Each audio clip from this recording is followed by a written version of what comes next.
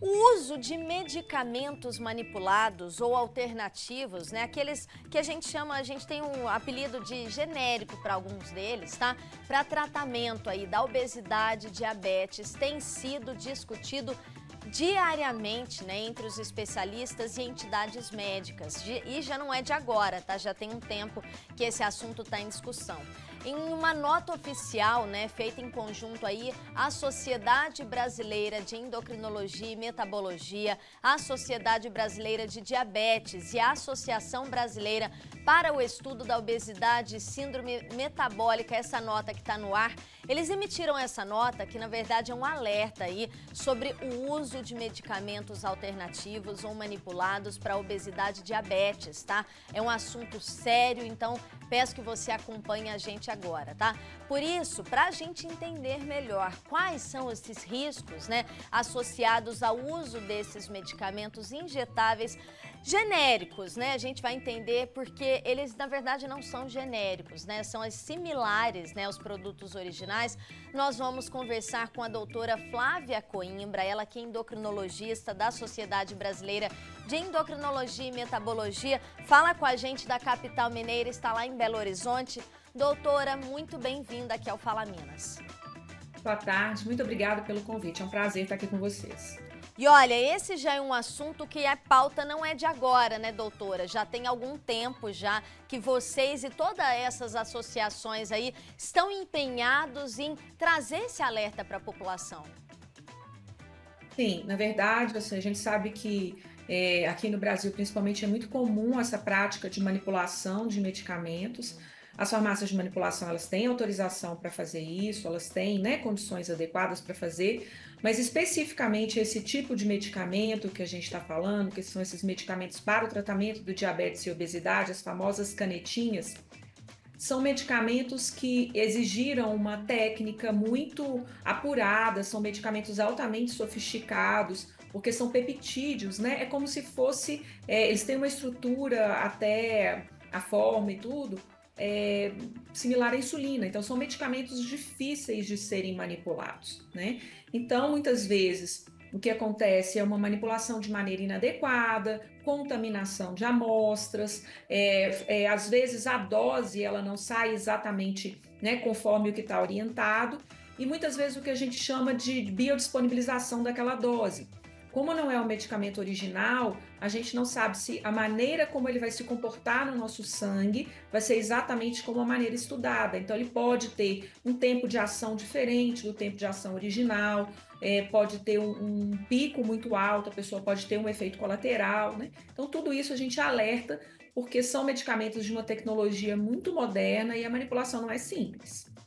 E olha, a gente está até acompanhando nas imagens, né? E aí, quando eu fui trazer esse assunto, fui buscar mais, né, até imagens mesmo sobre o assunto, eu vi que cada vez mais o comércio desse tipo, né, de medicamento tá cada vez mais, principalmente na internet, e a gente vê os preços sempre variáveis, tem gente que faz oferta, e em alguns casos há ainda o perigo de uma falsificação desse medicamento. Esse é um outro perigo muito grande também, né?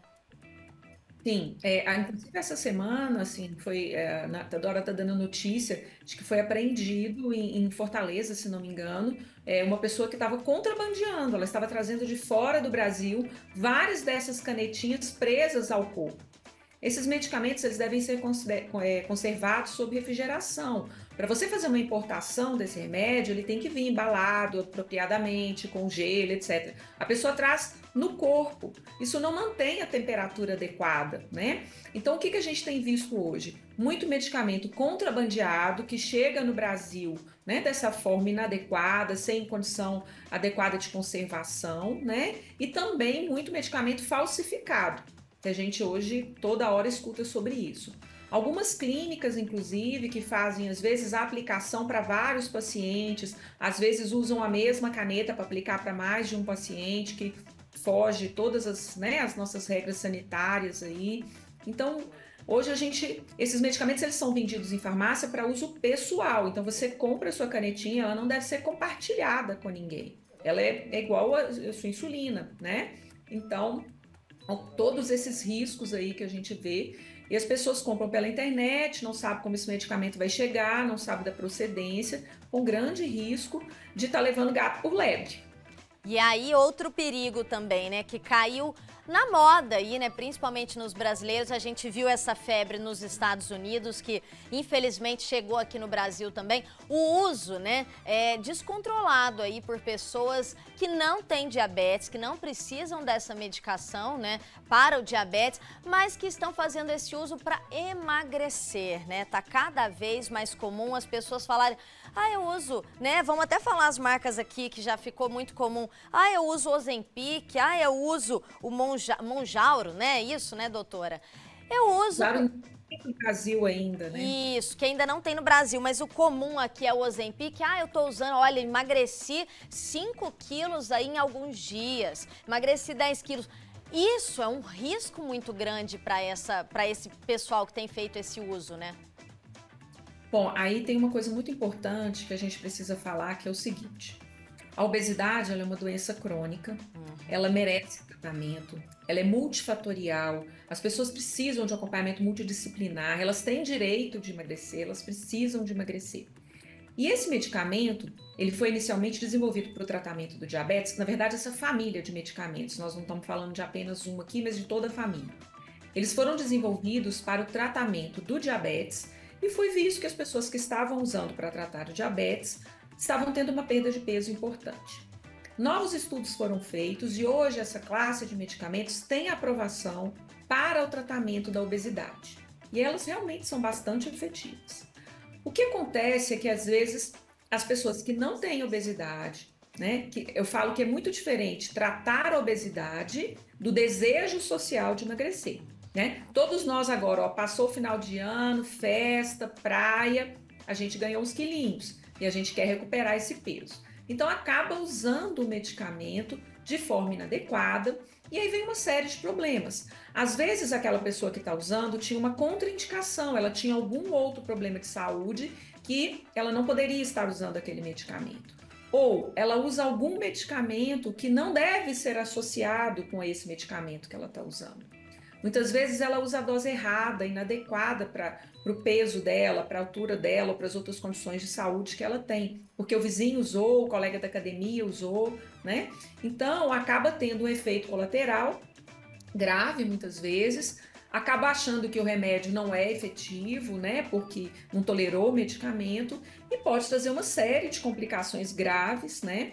Então, o remédio ele existe, ele tem as suas indicações aprovadas em bula, ele é um medicamento muito bom para tratar diabetes, para tratar obesidade, mas ele deve ser usado com a indicação médica adequada, com o acompanhamento adequado, e o médico vai saber manejar qual que é a melhor dose, se ele tiver algum efeito colateral, como, né, conseguir melhorar esse efeito, né? Caso o paciente necessite continuar o uso, se deve usar a longo prazo, se não deve, né? Então tudo isso tem que ser avaliado.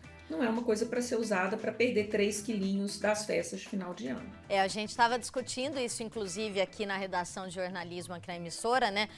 Com relação a isso, né? Muitas pessoas a gente vê que já é magra, já tem só aquela capinha de gordura que a gente fala que fazendo uma dieta, uma alimentação saudável, uma prática de atividade física, em pouco tempo aí vai conseguir, né, perder aquilo ali.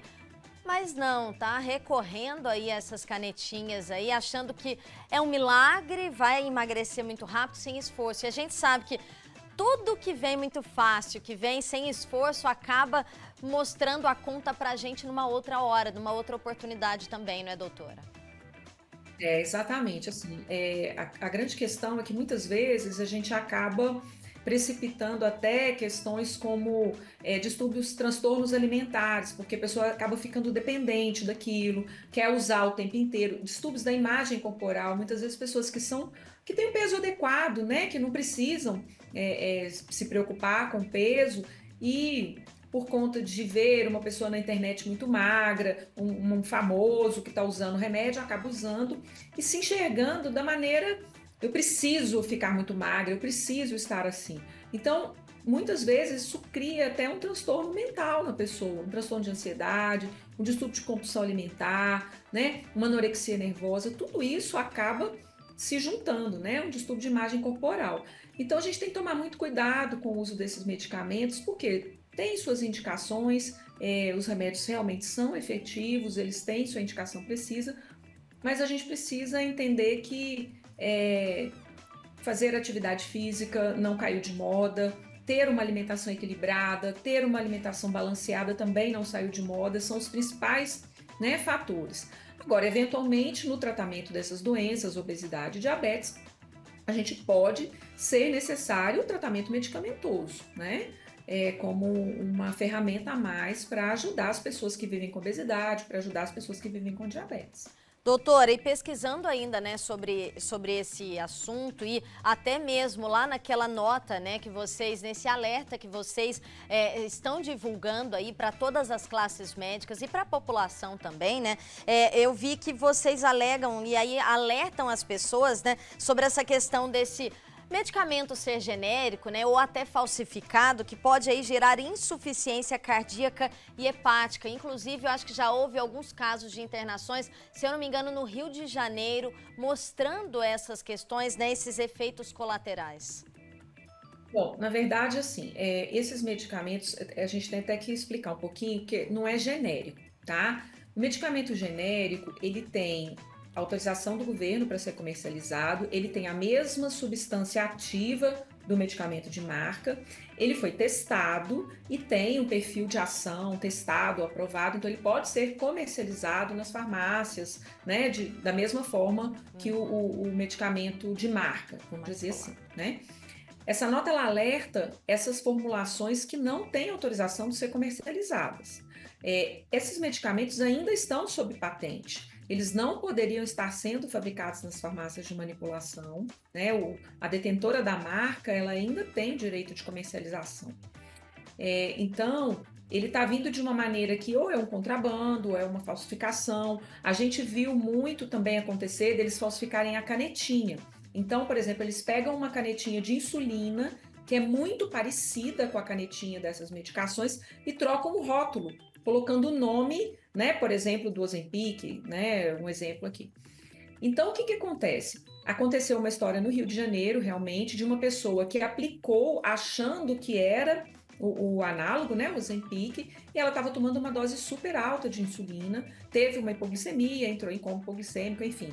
Então, existem esses riscos também, porque a gente não sabe o que está acontecendo. Outra coisa que a gente ouviu falar, isso aí já não tenho confirmação, mas eu ouvi falar, que eles, por exemplo, o Mounjaro, que é esse que ainda não tem no Brasil, né, que ele tem que ser importado, ele é bem mais caro, é importado por causa da importação.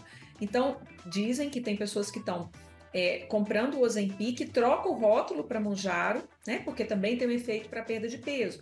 Mas você está pagando um preço muito mais caro por um remédio que a gente tem aqui no Brasil, com preço não barato, mas menos caro, vamos dizer assim, né? Então acaba que você está também sendo enganado, né? Então, né, a gente tem que colocar aqui que a manipulação desses medicamentos, que aí seria, né, a semaglutida e tirzepatida, é isso? Falei certo? Tirzepatida e semaglutida. A manipulação dessas duas substâncias é ilegal no Brasil ainda, né? Então, se algum médico prescreveu, né, para o pessoal que está acompanhando a gente, olha, faz lá na manipulação, tem que correr desse médico, né, doutora? Porque alguma coisa tá errada. Na verdade, a gente, assim, a única forma... bom, o Ozempic, que é a semaglutida, não. Ele está disponível para comercialização no Brasil, com autorização da Anvisa. Existe um outro nome comercial, que é o Wegovy, que também é do mesmo laboratório. Então, isso aí, ok, tá liberado, o seu médico te prescreveu. Você vai com a receita na farmácia comum e compra o medicamento, ele tá lá, tá? Já no caso da tirzepatida, que está na moda hoje em dia, né, que é a dos famosos aí, que é o Mounjaro, ele ainda não, ele já foi aprovado pela Anvisa, né? A Anvisa já fez a aprovação para que ele seja vendido no Brasil, mas ainda não está comercialmente disponível por questões do laboratório, segundo eles, por questões de logística para a distribuição do medicamento. Então, a única forma legal de você ter este medicamento aqui no Brasil é através de importação, né? Através de uma empresa que faz a importação de medicação. Isso pode ser feito, existem várias importadoras de medicamentos. O que acontece é que realmente assim, o remédio já é caro para trazer. E para importar, ele fica muito mais caro. Então, se vocês virem esses medicamentos sendo comercializados, mesmo que seja numa clínica, numa farmácia de manipulação e principalmente com preço muito abaixo do mercado, aquilo ali tem alguma coisa errada, não é normal. É aquilo, né? A gente tem que desconfiar, a gente já não pode... Ah, viu uma oferta, nossa, tá por menos da metade do preço. Não, pera que tem coisa errada e aí é muito perigoso, isso pode trazer um reflexo terrível para a nossa saúde, né? Eu até, durante a sua fala aí, a gente disponibilizou também o arroba, né? O Instagram do SBEM, né, SBEM MG, lá tá tudo muito detalhado, todas as informações. Eu acho que é muito legal se o pessoal de casa anotou lá, é arroba SBEM, S-B-E-M de Maria, M de Maria de novo, G de gato, gente. Entra lá no arroba, lá no Instagram do SBEM, porque tá tudo muito esmiuçadinho para você ficar com esse alerta aí, tá bom? Doutora Flávia, muito obrigada pela companhia, muito obrigada por tantas explicações sobre um assunto que é tão importante. É um prazer, eu estou à disposição e tomara que o pessoal tenha entendido aí que tem que tomar cuidado com essas ofertas mirabolantes. Com certeza, a gente está aqui para trazer esse alerta mesmo, né?